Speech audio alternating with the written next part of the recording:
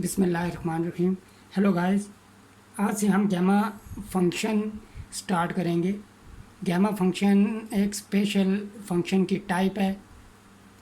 मैं gamma function से related तमाम फार्मूले, इससे रिलेटेड क्वेश्चंस, फिर हम बीटा फंक्शन की फॉर्म्स, बीटा फंक्शन के जितने फार्मूले हैं, फिर उससे रिलेटेड क्वेश्चन कवर करूँगा। और ये एक वीडियो सीरीज़ होगी जो कि 10 या 12 वीडियो पे मुश्तमिल हो सकती है, कि पूरा जो गैमा और बीटा फंक्शन का जितना टॉपिक है इंशाल्लाह वो कवर किया जाएगा इस सीरीज़ में।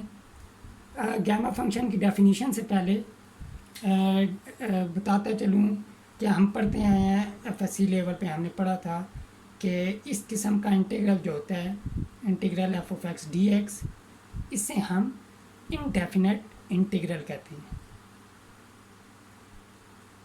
और ऐसा इंटीग्रल जिसमें अपर और लोअर लिमिट दी गई हो, मसलन यहाँ अगर हमें ए और बी दोनों डेफिनेट नंबर हैं, अगर ये दिए गए हों तो ये डेफिनेट इंटीग्रल कहलाता है।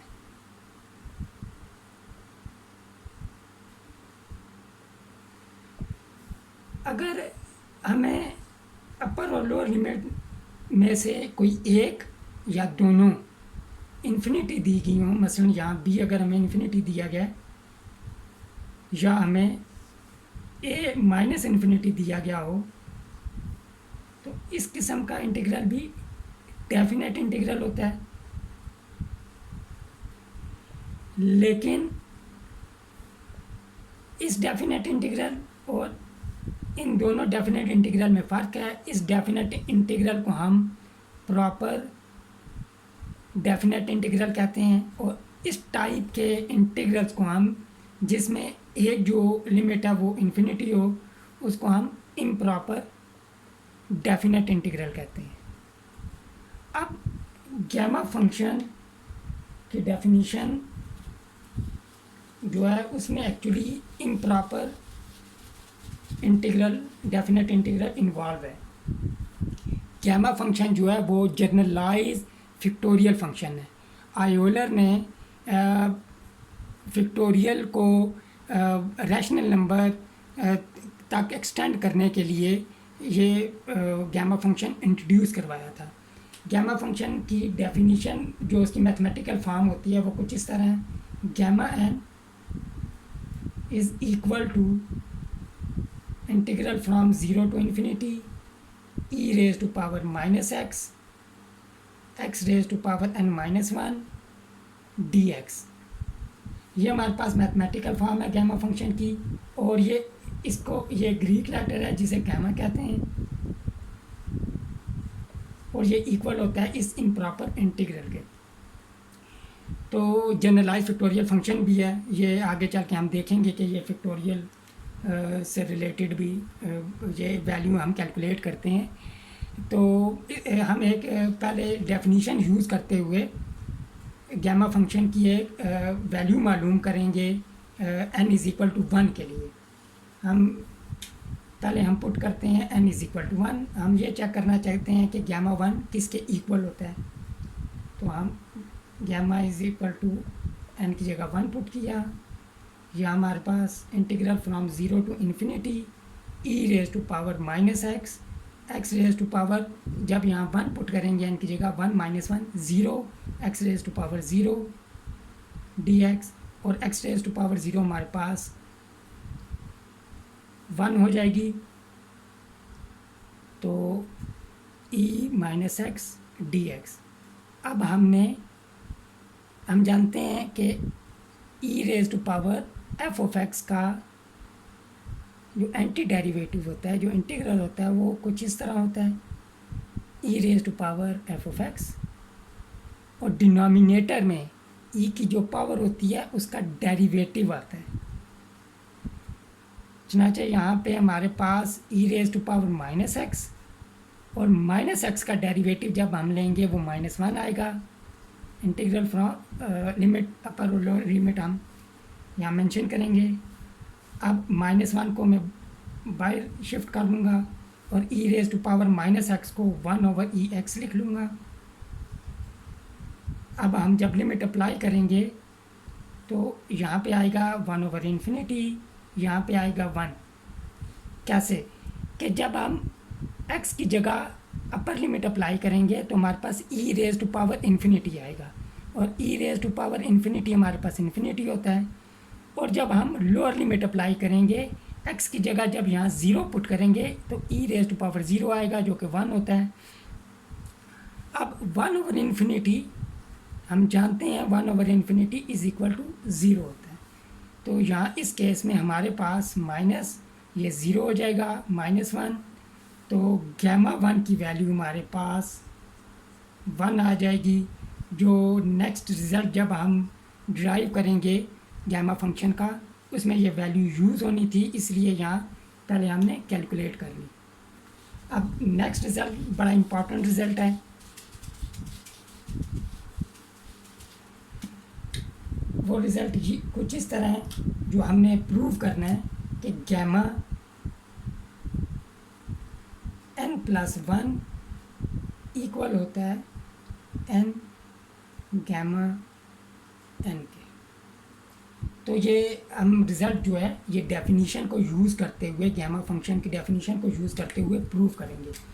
अब बाय डेफिनीशन हम जानते हैं, by definition of gamma function gamma n is equal to integral from 0 to infinity e raise to power -x x raise to power n-1 dx। हम यहाँ पे रिप्लेस करेंगे n की जगह n+1, रिप्लेस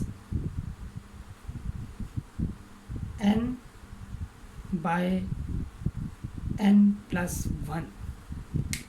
तो हमारे पास लेफ़्ट साइड पे gamma n+1 is equal to 0 to infinity e raise to power -x x raise to power n की जगह हम n+1 पुट करेंगे, और -1 एक पहले से मौजूद है, dx। +1 और -1 दोनों कैंसिल आउट हो जाएंगे, तो हमारे पास यहाँ पे x raise to power n हो जाएगा। अब हमने इस इंटीग्रल को इंटीग्रेशन बाय पार्ट्स से सॉल्व करना है। अब हम फर्स्ट फंक्शन और सेकंड फंक्शन कौन सा लेंगे, इसके लिए हम यूज़ करेंगे LIATE। ये एक रूल है जो एक्चुअली हम यूज़ करते हैं इंटीग्रेशन बाय पार्ट्स में। A stands for algebraic, E stands for exponential. तो हमारे पास यहाँ x raise to power n algebraic function है और e raise to power -x exponential है। अगर हम इस तरतीब में देखें, xn पहले आ रहा है, तो लिहाजा इसे फर्स्ट फंक्शन कंसीडर करेंगे, e-x को हम सेकंड फंक्शन कंसीडर करेंगे, फर्स्ट फंक्शन सेकंड फंक्शन। अब फार्मूला क्या होता है, फार्मूला को यूँ होता है f(x) g'(x), ये इंटीग्रेशन बाय पार्ट्स का फार्मूला है, dx। ये हमारे पास फर्स्ट फंक्शन है, ये हमारे पास सेकंड फंक्शन है। तो हम फर्स्ट फंक्शन को ऐसे ही लिख लेते हैं, फिर g', इसका हम इंटीग्रल लेंगे तो ये g(x) आएगा, फिर माइनस इंटीग्रल, फिर हमारे पास ये gx यहाँ पे भी आएगा, यानी कि सेकंड फंक्शन का इंटीग्रल। फिर हमने फर्स्ट फंक्शन का यहाँ डेरिवेटिव लेना है, f'(x) dx। ये फार्मूला होता है इंटीग्रेशन बाय पार्ट्स का। यहाँ पे हम यूज़ करेंगे ये, तो गैमा n+1 ये इक्वल हो जाएगा first function as it is, second function का इंटीग्रल लेंगे हम, e raise to power -x divided by -1, और फिर अपर और लोअर लिमिट भी साथ मेंशन करेंगे ये, फिर minus integral from 0 to infinity, फिर हमारे पास e raise to power -x divided by -1, और साथ में हम फर्स्ट फंक्शन का डेरिवेटिव लेंगे जो होगा x raise to power n minus one, ये पावर रूल यूज़ किया हमने डेरिवेटिव का, और साथ डी एक्स। अब ये जो इंटीग्रल है ये ज़ीरो हो जाएगा। ये कैसे ज़ीरो होगा, ये जब हम ये डिराइव कर लेंगे उसके बाद मैं इसे एक्सप्लेन करता हूँ अच्छी तरह कि ये चीज़ कैसे ज़ीरो होती है। अब इस इंटीग्रल को देखें, ये -1 बाहर आएगा, प्लस हो जाएगा यहाँ पे, और ये n भी बाहर आ जाएगा। तो 0 plus n integral from 0 to infinity e raise to power minus x raise to power n-1 dx। अब आप डेफिनीशन को देखें और इस इंटीग्रल को देखें, तो ये हमारे पास गैमा n के इक्वल है। तो चुनांचे हमारे पास गैमा n+1 इक्वल हो जाएगा n गामा n के। ये हमारे पास रिज़ल्ट आ गया। अब हमने चेक करना है, अभी मैंने बताया था कि एंस प्रूव लिख देते हैं यहाँ, एंस प्रूव, ये हमारा रिक्वायर्ड रिज़ल्ट प्रूव हुआ यहाँ पे। अब ये कैसे ज़ीरो होता है, हम इस पे अब बात करते हैं। इसको कैलकुलेट करने के लिए हम लॉपिटर रूल को यूज़ करते हैं। वो कैसे यूज़ करते हैं अभी हम देखते हैं यहाँ पे। अब देखें, इस हम कंसिडर करते हैं उससे जो हमारी वैल्यू आई थी x raise to power n e raise to power minus x divided by -1 0 infinity. -1 को मैं बाहर ले आता हूँ, तो यहाँ पे हो जाएगा x raise to power n, e denominator में आ जाएगा, इसकी पावर पॉजिटिव हो जाएगी 0 से इन्फिनिटी। अब जब हम अपर लिमिट अप्लाई करेंगे x की जगह, तो ऊपर हमारे पास आएगा गामा इन्फिनिटी पावर n, और डिनोमिनेटर में आएगा e raise to power infinity. तो इन्फिनिटी की पावर n कोई भी इंटीजर हो तो वो इन्फिनिटी होगा, यहाँ e raise to power infinity. ये अनडिफाइन या इनडिटर्मिनेट फॉर्म बनती है, ये इनडिटर्मिनेट फॉर्म है। अब जब भी लिमिट अप्लाई करने से इनडिटर्मिनेट फॉर्म बने, इन्फिनिटी ओवर इन्फिनिटी या 0 ओवर 0, ये भी इनडिटर्मिनेट फॉर्म है। इनडिटर्मिनेट फॉर्म को सॉल्व करने के लिए हम लॉपिटर रूल यूज़ करते हैं। अब फर्दर जब हम लोअर लिमिट अप्लाई करेंगे तो क्या होगा, x की जगह 0 हो जाएगा। ये लोअर लिमिट यहाँ मैं कैलकुलेट करता हूँ, lower limit 0 power n divided bye x की जगह हम 0 पुट करेंगे, यहाँ ऊपर 0 और नीचे 1, और ये 0 के इक्वल आ जाएगा। अब जो पहली चीज़ है उसे हम ऐसे लिख लेंगे, limit x approach, upper limit को मैं लिख रहा हूँ, x approaches to infinity x raise to power n divided by e minus e raise to power x, ये माइनस जब हम लोअर लिमिट अप्लाई करेंगे तो ये 0 हो जाएगा। ये भी मैंने कैलकुलेट करके बताया। तो यहाँ हमारे पास minus limit x approaches to infinity x raise to power n divided by e raise to power x। अब हमने लॉपिटर रूल यूज़ करना है। लॉपिटर रूल कब यूज़ किया जाता है, जब लिमिट अप्लाई करने से इन्फिनिटी ओवर इन्फिनिटी फॉर्म या 0 ओवर 0 फॉर्म बन रही हो। अब लॉपिटर रूल क्या है, लॉपिटर रूल जब हम अप्लाई करेंगे तो इस केस में ऊपर वाले फंक्शन का हमें डेरिवेटिव लेना होता है। जब हम डेरिवेटिव लेंगे तो n x raise to power n-1 आएगा, और नीचे वाले फंक्शन का भी डेरिवेटिव लेना होगा। तो e raise to power x का derivative e raise to power x आ जाएगा। अब दोबारा जब हम लिमिट अप्लाई करेंगे, अगर हम देखें तो ये दोबारा इन्फिनिटी ओवर इन्फिनिटी फॉर्म बन रही है, तो लिहाजा दोबारा हमें लॉपिटर रूल यूज़ करना होगा। दोबारा हम लॉपिटर रूल यूज़ करते हैं, minus limit x approaches to infinity n, ऊपर डेरिवेटिव आप लेंगे तो n-1 x raise to power n-2, और नीचे e raise to power x ही आएगा।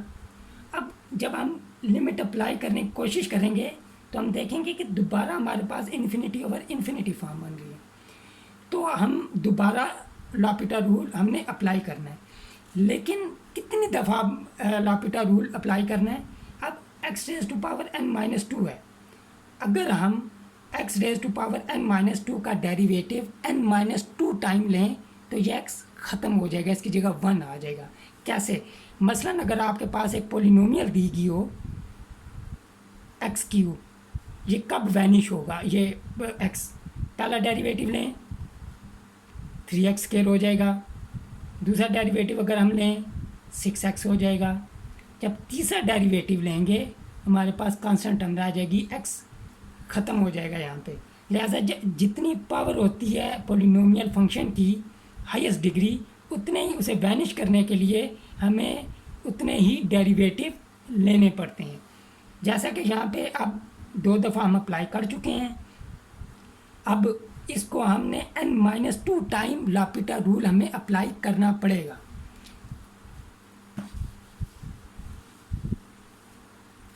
जब हम n-2 time L'Hopital rule apply करेंगे, limit x approaches to infinity, n-1 हमारे पास पहले से था, जब हम नेक्स्ट डेरिवेटिव लेंगे n-2 आएगा, फिर नेक्स्ट लेंगे n-3 आएगा, सो ऑन, फिर हमारे पास यहाँ पे आ जाएगा 2 और साथ x, और जब दोबारा डेरिवेटिव लेंगे तो 1 हो जाएगा, तो divided by e raise to power x। ये तो रिपीटेडली जितने मर्जी इसके डेरिवेटिव लें e raise to power x के, ये e raise to power x ही रहेगा। अब हमारे पास ये जो चीज़ है, ये ऊपर न्यूमरेटर में ये हमारे पास फैक्टोरियल बन जाएगा, n फैक्टोरियल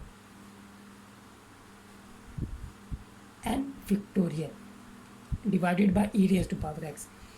अब जब हम इस पे लिमिट अप्लाई करेंगे तो अब इन्फिनिटी ओवर इन्फिनिटी फॉर्म नहीं बन रही, क्योंकि ऊपर x मौजूद नहीं है।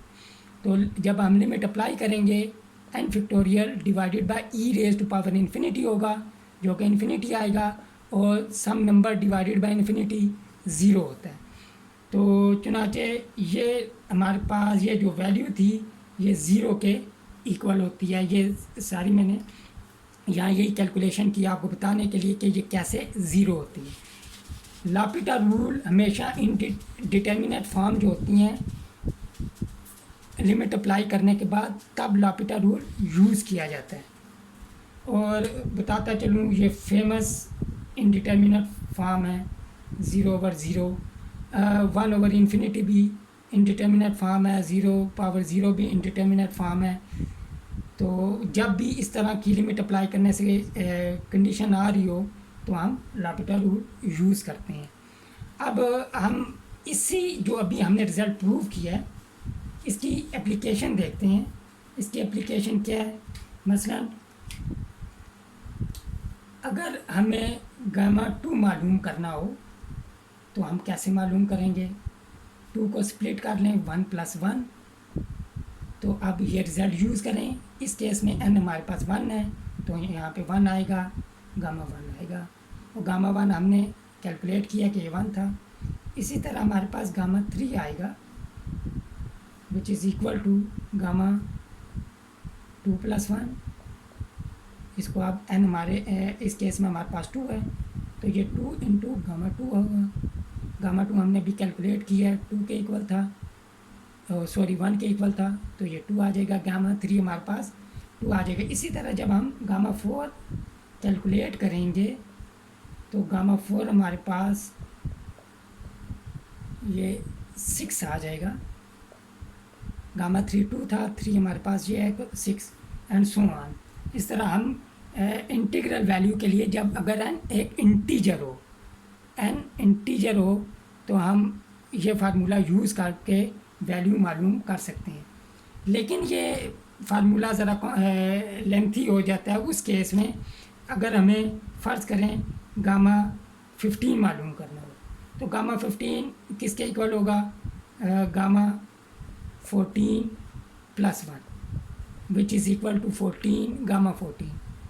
अब हमें गामा 14 की तो वैल्यू नहीं मालूम, लिहाजा दोबारा इसे हम यही फार्मूला यूज़ करके इसे 13 × गामा 13 लिखेंगे अब हमें गामा 13 की वैल्यू नहीं पता। इस तरह हम चलते जाएंगे जब तक हमें गामा 1 ना मिल जाए। ये एक लेंथी हो जाता है जब हमें वैल्यू मालूम करनी पड़ जाए। लेकिन इस फार्मूले को यूज़ करते हुए हम एक और नया फार्मूला ड्राइव करेंगे जिससे हम गामा 15 या हायर जितनी भी इंटीग्रल वैल्यूज़ हैं उनकी वैल्यू डायरेक्ट एक ही स्टेप में मालूम कर पाएंगे। वो फार्मूला कुछ यूँ है,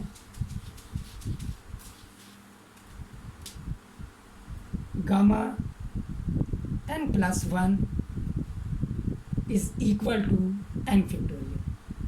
ये रिज़ल्ट अब हमने प्रूव करना है। तो सॉल्यूशन, अभी जो रिज़ल्ट हमने प्रूव किया है उसको रिपीटेडली यूज़ करते हुए हम इस रिज़ल्ट को ऑब्टेन कर लेंगे। अभी हमने रिज़ल्ट प्रूव किया है gamma n+1 is equal to n gamma n। अब इसे 1 कह देते हैं। अब यही फार्मूला जो है हम रिपीटेडली यूज़ करेंगे n। अब ये गामा के साथ जो n है इसे मैं ऐसे लिख सकता हूँ n-1 + 1।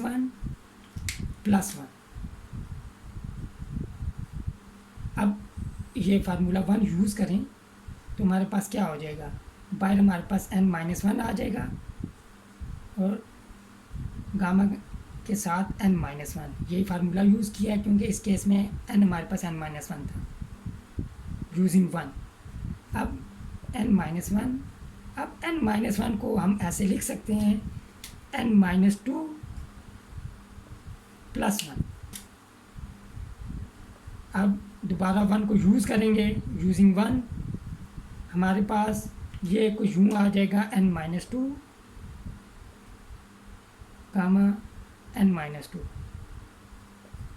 फर्दर हम दोबारा n-2 को नई फॉर्म में लिखेंगे। हम लिख सकते हैं गामा n-3 + 1। अब दोबारा हम 1 को यूज़ करेंगे तो क्या होगा n-1 n-2 n-3 gamma n-3 and so on. इसी पैटर्न पे जब हम करते जाएंगे तो हमारे पास गामा n+1 इक्वल आ जाएगा n-1 n-2 सो ऑन 3 और यहाँ पे हमारे पास गामा आ जाएगा 3। और ये इसी तरह हम लिखेंगे 3, फिर गामा 3 को हम ऐसे लिख सकते हैं 2 + 1 जो कि फिर हमारे पास सो ऑन 3 × 2 गामा 2। और फिर हमारे पास ये चीज़ इसी तरह आएगी 3 2 गामा 2 होता है 1 + 1 लिख लें इसे। तो सो ऑन 3 2 1 गामा 1। अब गामा 1 के इक्वल है तो हमारे पास कुछ लास्ट स्टेप में ये वैल्यूज़ रह जाएंगी n × n-1 n-2 so on 3 × 2 × 1। अब ये जो चीज़ है ये बाय डेफिनेशन ऑफ फैक्टोरियल ये n फैक्टोरियल के इक्वल है। चुनांचे हमारे पास गामा n+1 इक्वल हो जाएगा n फैक्टोरियल के। हेंस ये हमारा दूसरा रिज़ल्ट था। अब हम इस रिज़ल्ट की एप्लीकेशन देखेंगे। गामा 15 गामा 100 हम डायरेक्ट कैलकुलेट कर सकते हैं। अब अभी तक हमने 2 रिज़ल्ट प्रूव किए हैं, gamma n+1 is equal to n gamma n। और दूसरा रिज़ल्ट अभी हमने प्रूव किया है gamma n+1 is equal to n factorial. अगर यहाँ हम n+1 की जगह n की जगह हम रिप्लेस कर दें n-1 तो तब हमारे पास ये फार्मूला ट्रांसफॉर्म होके gamma n is equal to n-1 factorial रह जाएगा। अब अगर हमने गामा 6 मालूम करना है तो ये इक्वल हो जाए 5 फैक्टोरियल के, और 5 फैक्टोरियल हमारे पास होता है 120। और इसी तरह अगर हमें गामा 7 मालूम करना है वो इक्वल होगा 6 फैक्टोरियल के, तो 6 फैक्टोरियल होता है 720 के, एंड सो ऑन। ये डायरेक्ट कैलकुलेशन हो जाती है इस फार्मूले को या इस फार्मूले को यूज़ करते हुए। अब हम छोटी सी एग्जांपल करते हैं इससे रिलेटेड के डेफिनीशन, गामा फंक्शन की डेफिनीशन को और इस फार्मूले को यूज़ करते हुए कैसे हम कोई वैल्यू इंटीग्रल एवेल्यूएट कर सकते हैं। मसलन अगर हमने एवेल्यूएट करना हो, एवेल्यूएट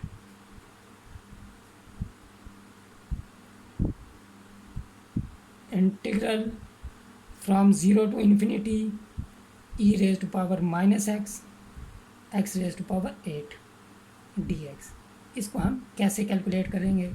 सॉल्यूशन हम लेट ले लेते हैं, let I is equal to 0 to infinity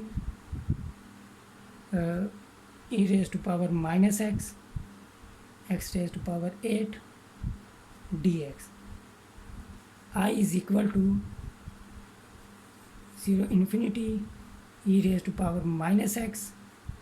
अब इसको मैं ऐसे लिख सकता हूँ 8 को 9-1 dx। अब गामा फंक्शन की जो डेफिनीशन है अभी हम देख चुके हैं, वो गामा फंक्शन इक्वल होता है गामा n इक्वल होता है 0 integral from 0 to infinity e raised to power minus x x raised to power n-1 dx के। अब हम कंपेयर करें इन दोनों को, यहाँ इस केस में हमारे पास n की जगह 9 है, तो हमारे पास ये आ जाएगा I is equal to gamma 9 के, और जो अभी हमने रिज़ल्ट प्रूव किया है उसके मुताबिक ये होगा n फैक्टोरियल 8 फैक्टोरियल के, और 8 फैक्टोरियल इक्वल होता है हमारे पास 8 multiply by 7 multiply by 6 multiply by 5 multiply by 4 multiply by 3 multiply by 2 multiply by 1, ये तो हमारे पास 720 है।